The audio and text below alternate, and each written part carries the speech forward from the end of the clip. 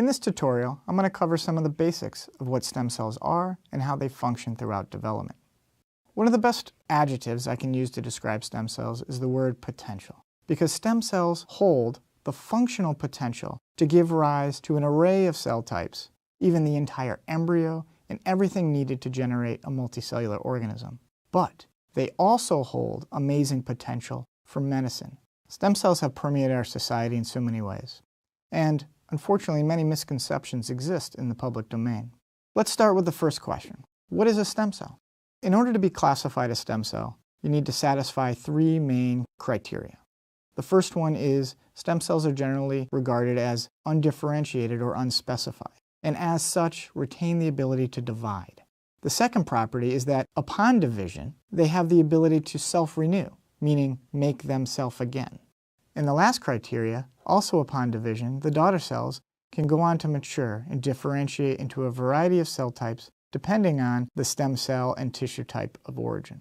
While all stem cells satisfy these three main criteria, they can differ in several different ways. And really, fundamentally, those ways are based upon the idea of potency.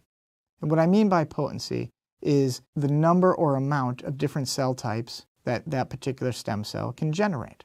So the first category is totipotency, in which would pertain to primarily the single-celled zygote. So just after fertilization, that single-cell zygote retains the potential to, of course, give rise to an entire organism. But there are two principal aspects of an organism. The first one is the actual embryo itself, but also the supportive material called the extraembryonic tissue. So a zygote, and really the cells after the first few divisions of that zygote, are all capable to generate extraembryonic tissues and the embryo proper. The next category, and as I move through these three categories, we're becoming more restricted in the potential of what those stem cells can do, is pluripotency. The only naturally occurring stem cell that is considered pluripotent are embryonic stem cells. Embryonic stem cells are only found at a very early stage in development called the blastocyst. And within the blastocyst, there is an inner cell mass.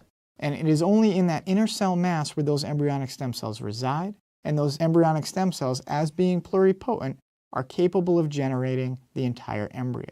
So all the cell types that make up all three germ layers, ectoderm, mesoderm, and endoderm, can be derived from embryonic stem cells.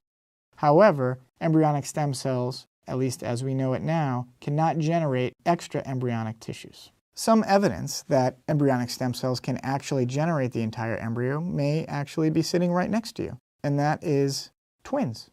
So here is an image of an inner cell mass of a blastocyst, and naturally, this inner cell mass can split into two sometimes. And when it does that, it has the ability to ultimately develop and generate monozygotic twins. Another example, more experimental, is that you can take inner cell mass cells, those embryonic stem cells, and transplant them into a mouse, into an adult mouse, into the body wall or subcutaneous tissue of that mouse. And those embryonic stem cells will divide, and when they do so, will generate a tumor. These particular tumors are called teratocarcinomas or teratomas. And when you take that tumor out and analyze it, you can actually see cell types and tissues derived and representative of all three germ layers, ectoderm, mesoderm, and endoderm.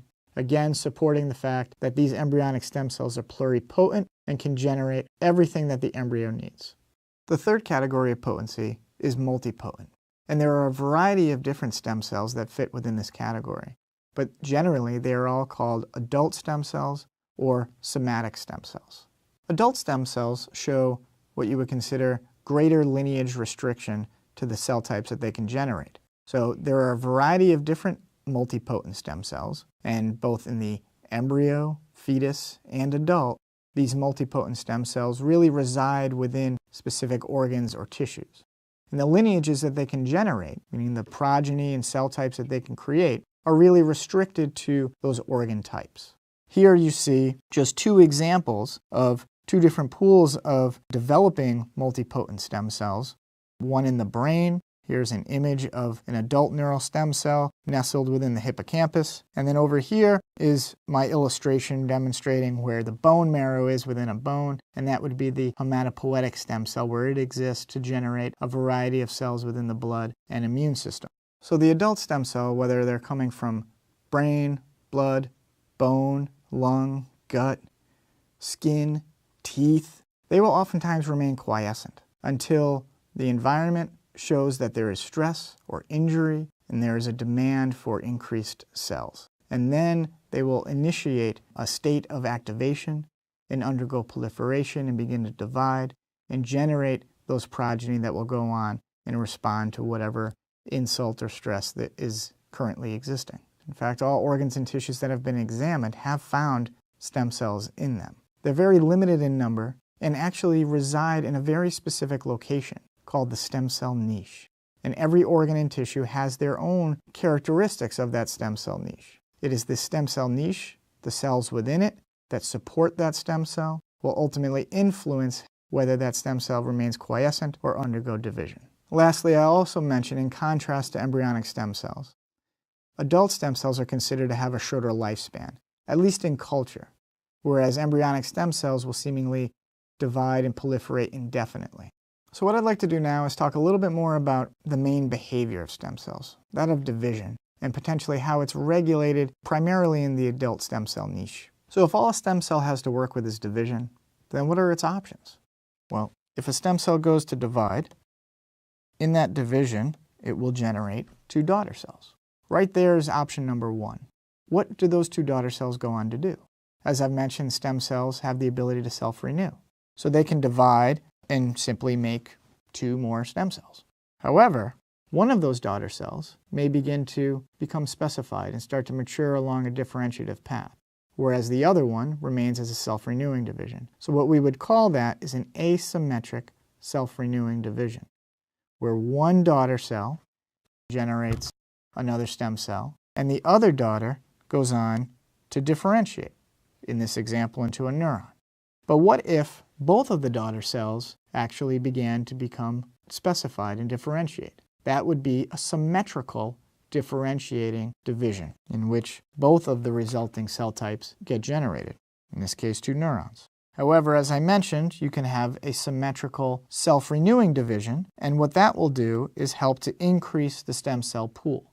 Many times throughout embryonic development, that's going to be really important, to generate larger sources of those multipotent stem cells that can help to build the tissues and organs during organogenesis. However, I want to mention that what can happen as these stem cells are undergoing many rounds of proliferation is that mutations can occur. And if one mutation were to occur in a particular stem cell, in which would perhaps foster greater levels of proliferation or rates of division, or inability to remain quiescent, well, then you run the risk of tumor formation and ultimately cancer. And a majority of the congenital brain tumors that are formed have been linked back to those early neural stem cells. So a next logical question is, what regulates these divisions? One of the major modes of regulating stem cell division lies in cell-to-cell communication. Signals from the environment will be interpreted and received by that stem cell, and those will ultimately provide it the instructions to undergo division and start to divide. These would be considered mitogenic signals, signals that ultimately promote proliferation. The other major influence of how stem cells choose to divide, whether symmetrically or asymmetrically, lies in the actual mechanics of division, that mitotic spindle, and in particular the plane in which that mitotic spindle is oriented. In some planes, it will foster a symmetrical division, while in others, it will foster an asymmetric division. This is oftentimes paired with a very important factor intracellularly, and that factor will become asymmetrically localized to one of the daughters as opposed to the other. That will ultimately promote an asymmetric differentiating division, where there is a self-renewal and a maturing daughter cell. It doesn't necessarily happen where a stem cell will ultimately divide and that progeny will magically turn into that differentiated cell type, but it's oftentimes a longer transition of maturation that can occur over successive generations of proliferation. I've sort of implied that stem cells generate differentiated cell types in a way that perhaps suggests they go directly into that cell. Well, that's not really what happens. In most cases, this is a transition period of maturation, and in that process, they generate progenitor cells. So here is a stem cell right here that I've represented. That stem cell will divide, and then following that division, in this example, making an asymmetric differentiating division such that one is self-renewing, and then this purple cell here is one in which is going to go on to mature and become what we would call a progenitor cell. Now, this progenitor cell retains the ability to divide itself, which I'll illustrate with this symbol. When it divides, it will generate a daughter cell and another daughter cell. These two daughters can, in fact, be derived from a self-renewing division, a symmetrical self-renewing division, so that they too can begin to divide. This is an important mechanism that will help to increase a targeted population of cells, typically during embryonic development. However, there are other organs that need to regenerate, such as in the blood or in the skin, and in those cases, these progenitor cells will continue to operate in this way to generate the differentiated cell type they need to for that tissue. But in this example, here we have a population of progenitor cells proliferating. They will, though, begin to mature. And when they mature, start to transition into what we would call precursor cells until they develop into the differentiated cell type. In this example, this one developing into a neuron, however, this progeny developing into an oligodendrocyte, which is a glial cell type within the nervous system. So this original parental stem cell divide through an asymmetric differentiating division, generating a progenitor cell, here purple, which itself could divide, making more self-renewing progenitor cells, until those reach a point where they become precursor cells and will begin the true differentiative path toward the lineage where they find themselves, oftentimes due to the position that they're in. So the position where this blue progenitor cell finds itself may be different than this red progenitor cell, and consequently the environmental cues in that location perhaps different. Over here we have signals that will ultimately direct this cell to develop into an oligodendrocyte, and over here those signals are absent, so this one develops into a neuron. And in that way, you go from adult stem cell to differentiated cell type over the course of successive generations of proliferation and maturation. Okay, what I'd like to do at this stage is take a step back and do a quick little review here about potency, or the potential that these different stem cells have to develop into different things. The first one in this series, of course, is the totipotent cell, or in this case really just the zygote. That single-cell zygote has and retains the ability to generate everything necessary to produce an organism, the embryo proper, as well as all extra embryonic lineages. Then we move down the potential scale to pluripotent. The only cell type there is the embryonic stem cell, resides in the inner cell mass of the blastocyst, and it can generate all the cell types of the 3 different germ layers that make up the embryo. During development, it will create a series of multipotent stem cells associated with every tissue and organ. These multipotent stem cells can still divide, but have more lineage-restricted ability to the cell types that can differentiate. From multipotent stem cells, those will oftentimes operate through progenitor cells. Those progenitor cells will also continue to divide and proliferate for a reduced period of time, sort of in a transient way, leading to the creation of multiple cell types that will then go on and mature into differentiated cells. So from your progenitor cell, you can give rise to precursor cells. That term, precursor cell, is often used, but those cells typically are not dividing, but are sort of an immature state leading to that differentiated cell type as illustrated here. The last question I actually want to try to address is, how is the adult stem cell sort of regulated to remain quiescent or begin to divide? And we've already mentioned that these adult stem cells reside in specific stem cell niches according to the organ or tissue that they are part of. And it is that stem cell niche that is ultimately going to influence those different states of stem cell division and behavior. So illustrated here is my representation of a stem cell, adult stem cell. And in these adult stem cell niches, they will oftentimes be directly adjacent to, or in fact directly contacting, another cell type, oftentimes through cell-to-cell adhesion molecules that help to facilitate that connection. In addition, another really important factor are the extracellular matrix components around this stem cell and throughout the stem cell niche. These extracellular matrix factors can have proteins housed within them, and those proteins can function as signaling factors that will influence the division states of that stem cell. Another really critical aspect of how that extracellular matrix can change is in its biomechanics and physical properties of how flexible it is. And that biomechanical stress around that adult stem cell can also influence whether it remains quiescent or goes on to divide. There will be other cells in the environment that, within this microenvironment of the neural stem cell niche, these cells will serve to secrete paracrine factors or growth factors, and in doing so will establish different kinds of signals that can promote proliferation, such as, say, this red signal, or perhaps repress proliferation and keep things quiescent. There may be additional signals from these same cells that help to facilitate differentiation. All of these combined can regulate the division states and what is happening within this niche.